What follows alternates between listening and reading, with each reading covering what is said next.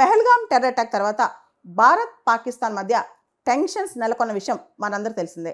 దానికి సంబంధించి యుఎన్ఎస్సి ఐక్యరాజ్యసమితి భద్రతా మండలి ఒక క్లోజ్ డోర్ కన్సల్టేషన్ కండక్ట్ చేసింది. దానిలో పాకిస్తాన్ చర్యలను తప్పు పట్టింది.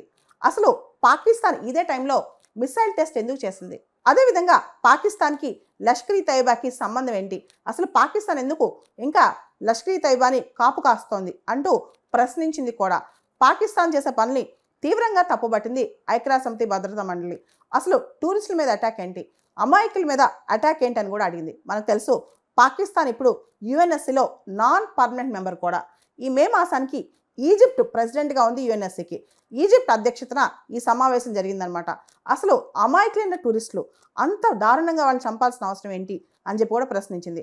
ఓ పక్క పాకిస్తాన్ మాత్రం ఈ అంశాన్ని, అంటే ఇండియా మా పైన కావాలని ఎలిగేషన్స్ వేస్తుందని చెప్పి ఈ అంశాన్ని ఇంటర్నేషనలైజ్ చేసి గోల చేయాలని ట్రై చేస్తే, ఇంకో పక్క ఇంటర్నేషనల్ కమ్యూనిటీ మాత్రం పాకిస్తానే తప్పు పడుతుందన్నమాట.